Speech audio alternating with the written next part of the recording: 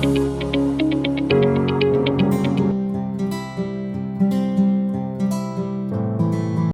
वालेकुम। एक बार फिर आपको एकेडमिक गुरु के प्लेटफॉर्म पे खुशामदीद कहता हूँ। एसपीएसएस के ऊपर हम बात कर रहे हैं। एसपीएसएस का हमारा कोर्स चल रहा है। लास्ट लेक्चर में मैंने बताया था कि एसपीएसएस का जो सॉफ्टवेयर है ये क्यों डिज़ाइन किया गया है, इसका ऑब्जेक्टिव क्या है, इसका इंटरफेस कैसा होता है।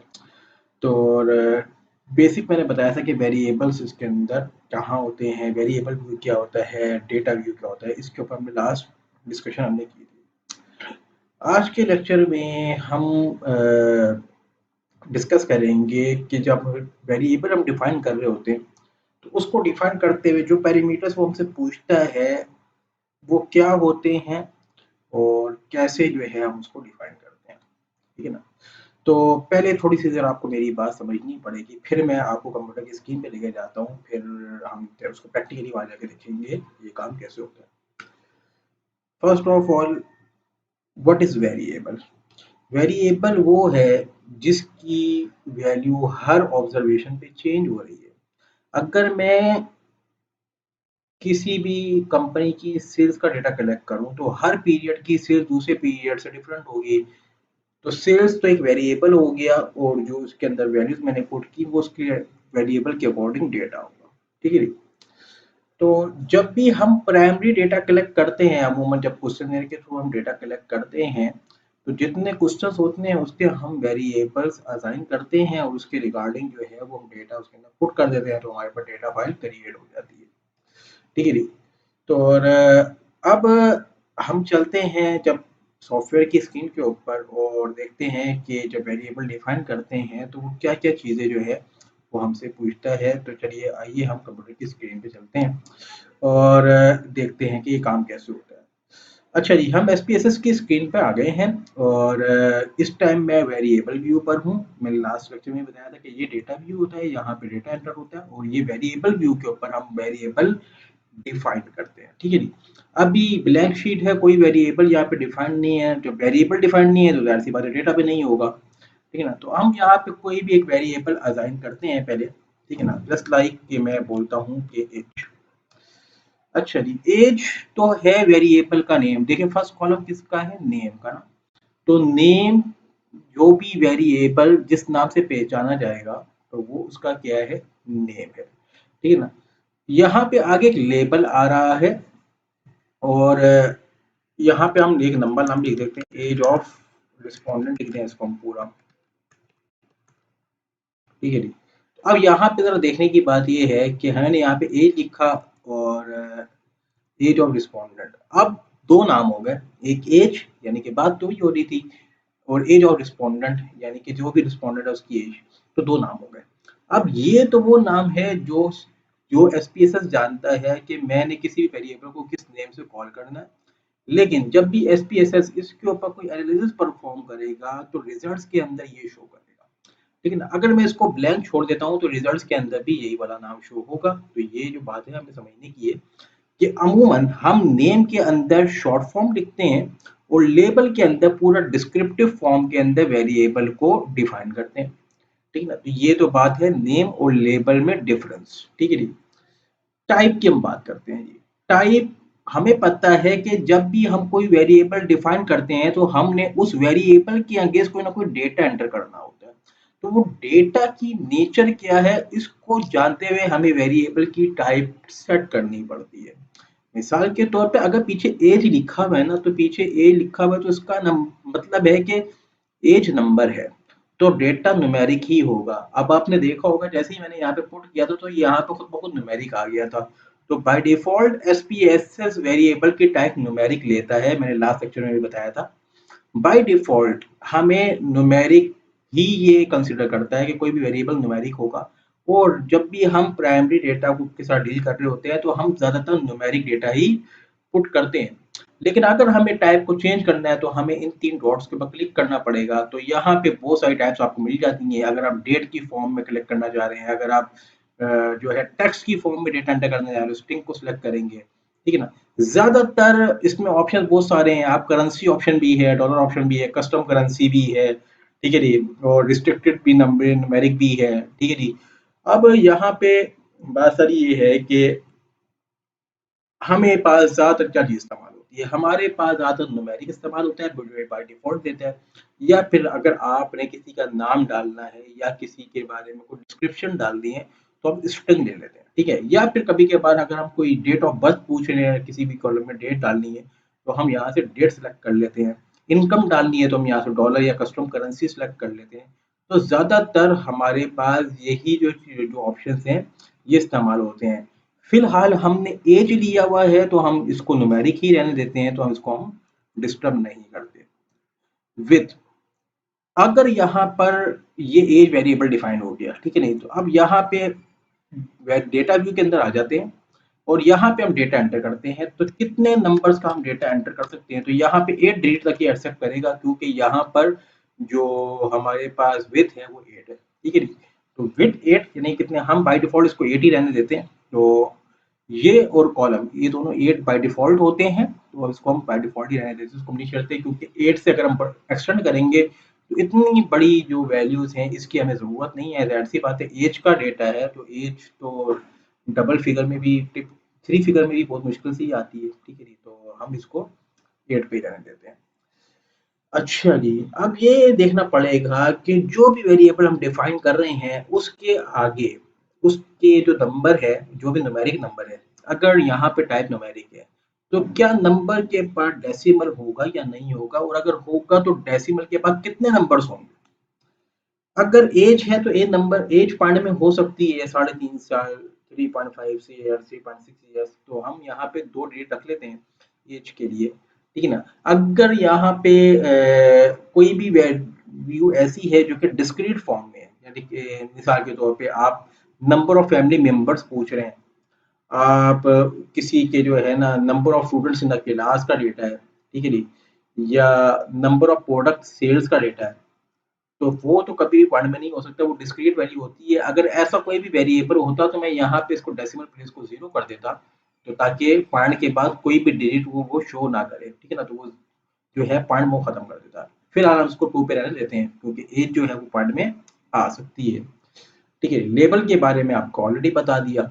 वैल्यूज वैल्यूज जो है ये हम जब डिफाइन करते हैं, जब जो वेरिएबल की जो मेजरमेंट होगी वो चॉइसेस के अंदर होती है। मिसाल के तौर पर मैं ले रहा हूँ जेंडर का डेटा, तो जेंडर के अंदर या तो मेल होगा या फीमेल होगा, तो मैं वहां पे कोड असाइन कर देता हूँ कि 0 का मतलब मेल होगा और 1 का मतलब फीमेल होगा। तो मुझे वैल्यूज के अंदर आकर डिफाइन करना पड़ेगा कि भाई 0 का मतलब मेल है और 1 का मतलब फीमेल है, ठीक है ना। या मैं पूछता हूँ कि अगर मैं किसी से पूछ रहा हूँ कि क्वेश्चन मैंने बनाया और मैं पूछता हूँ कि कंपनी की परफॉर्मेंस बहुत अच्छी है, और इसको मैं लेकर्ट स्केल पे सेट कर देता हूँ। लेकर्ट स्केल हमें पता है, हम रिसर्च में पढ़ते आ रहे हैं, 5 स्केल पर होता है। मैं उससे पूछता हूँ strongly disagree, disagree, neutral, agree, strongly disagree. तो ये 5 ऑप्शन हो गए 1 से लेकर 5 तक। तो मैं कहता हूँ स्ट्रांगली डिसएग्री 1, डिसएग्री 2, न्यूट्रल 3 और एग्री 4 और स्ट्रांगली एग्री 5। तो ये 5 जो हैं मैंने नंबर असाइन कर दिए। अब सॉफ्टवेयर को बताना पड़ेगा कि जब भी 1 एंटर होगा तो 1 का मतलब स्ट्रांगली एग्री होगा और स्ट्रांगली डिसएग्री होगा, ठीक है जी। तो मैं यहाँ पर एक वेरिएबल ले लेता हूँ जेंडर। अच्छा जी, क्योंकि जेंडर वैसे तो मेल या फीमेल है, लेकिन जब हम कोडिंग के अंदर डेटा एंटर करेंगे तो वो वहाँ पे तो हम 0 और 1 पुट करेंगे, तो लिहाजा इसकी टाइप तो न्यूमेरिक ही रहेगी। लेकिन अब हमें यहाँ पे आके वैल्यूज को डिफाइन करना पड़ेगा। वैल्यू अगर 1 है तो इसका मतलब मेल है, इसको हम यहाँ पे ऐड करा देते हैं। अगर इसको रिमूव करते हैं, गलती हो गई। 0 का मतलब मेल है और 1 का मतलब फीमेल है, ये दोनों, ठीक है ना। अब एज के अंदर तो ऐसा कोई हमें पास कोई क्राइटेरिया नहीं है कि भाई 1 का मतलब क्या है। हम एज के अंदर डायरेक्ट नंबर है, अगर वहाँ पे 25 लिखा हुआ है तो उसका मतलब 25 ही है ऐसा। तो यहाँ पे हम स्पेसिफिकली कोई वैल्यूज को डिफाइन नहीं करेंगे, जहाँ रिक्वायरमेंट होगी वहाँ हम वैल्यूज को डिफाइन करेंगे, ठीक है जी। और अगर मैं कहता हूँ कि परफॉर्मेंस परफॉर्मेंस ठीक है ना। और यहाँ पे मैं लेबल में लिख देता हूँ performance of the company, of company.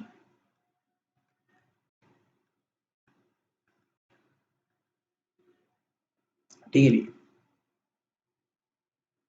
और यहाँ पे नहीं, यहाँ पे आप लिखते हैं satisfaction with performance, section with performance. तो यहाँ पे हम लिख लेते हैं 1 का मतलब स्ट्रांगली डिसएग्री,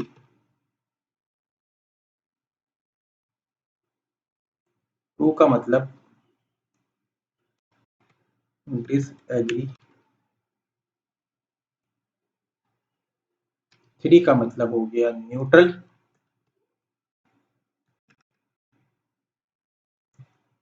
4 का मतलब हो गया एग्री, और 5 का मतलब हो गया स्ट्रांगली एग्री।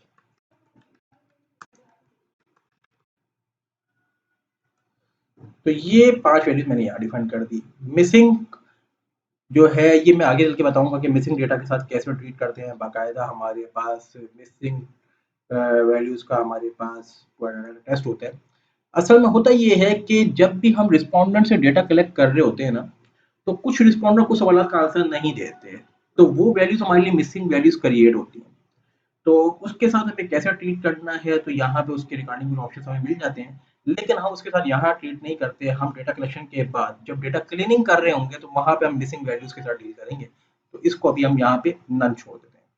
कॉलम, कॉलम क्या है कि जी ये जो इसका साइज है, जब हम डेटा व्यू के अंदर आते हैं तो इसका जो साइज है ये कितने नंबर्स शो करेगा, इसका मतलब यहाँ पे कॉलम है। तो इसको भी हम बाय डिफॉल्ट 8 रहने देते हैं। अगर मैं आपको प्रैक्टिकली इसको दिखा देता हूँ कि अगर मैं यहाँ से उसको छोटा कर दूँ, 1 कर दूँ, तो यहाँ पे जैसे ही मैं आऊँगा तो परफॉर्मेंस का जो कॉलम है ये 1 वैल्यूज के साथ अलाइन हो गया।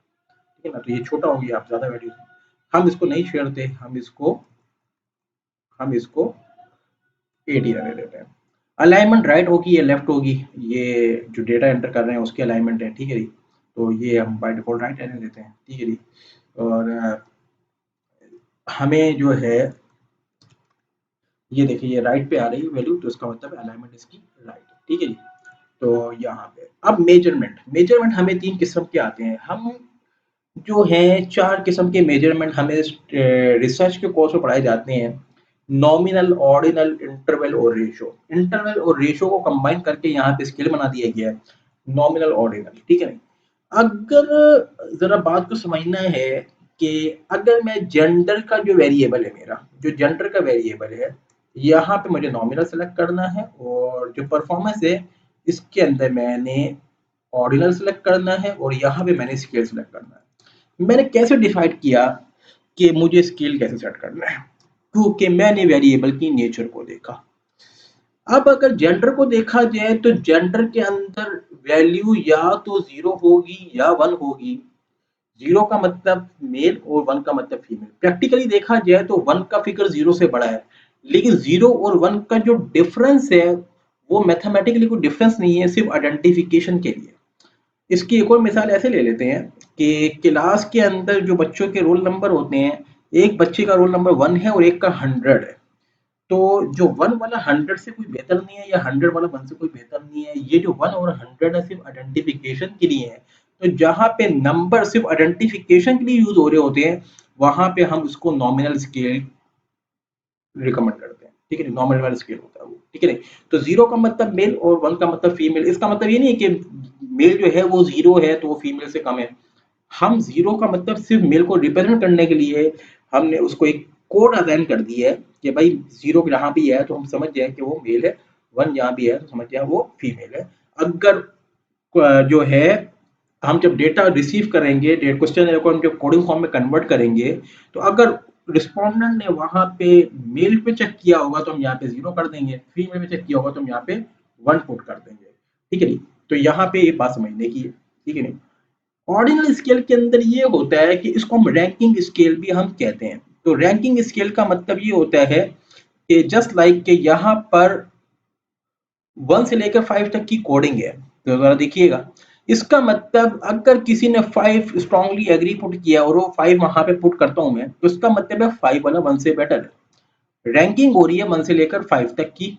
तो यहाँ पे जो है ऑर्डर ऑर्डर की फॉर्म में है, यानी कि 1 से लेकर 5 तक का ऑर्डर है। और जब भी 1 होगा तो उसका मतलब हम समझ जाएंगे कि ये कम है, डिसएग्री की तरफ बिल्कुल ज्यादा डिसएग्री है। और अगर 5 है तो वो बहुत ज्यादा एग्री करता है स्टेटमेंट से। 3 है तो वो बीच में कहीं ना कहीं लाया करता है, न्यूट्रल है, ना तो एग्री है ना डिसएग्री है। तो इसका मतलब है यहाँ पे नंबर्स की अपनी कैटेगरी है, यहाँ पे नंबर्स की अपनी वैल्यू मौजूद है। लेकिन हमें एब्सोल्यूट डिफरेंस नहीं पता कि जो डिसएग्री और स्ट्रॉन्ग एग्री के दरम्यान में डिफरेंस है वो एग्जैक्टली कितना है, हमें मैग्नीट्यूड नहीं पता। ठीक है ना। तो हमें यहाँ पर ऐसे स्केल को हम ऑर्डिनल स्केल कहते हैं। ठीक है नहीं। तो यहाँ पे ये हो गया बात। अगर हम वेरी डेटा व्यू के अंदर आ जाए तो जेंडर जेंडर के अंदर या तो 0 आएगा या 1 आएगा। एज में एक की 23 लिख लेता हूँ। परफॉर्मेंस सेटिस्फेक्शन तो मैं यहाँ पे 2 लिख देता हूँ। एज एक बंदे की 45 है, जेंडर 1 है, और परफॉर्मेंस के बारे में ये 4 है। ठीक है जी। और ये 23 है और ये 0 है। और यहाँ पे परफॉर्मेंस के बारे में 1 से लेके 5 तक की कोडिंग होगी परफॉर्मेंस की, तो मैं इसको 3 लिख देता हूँ।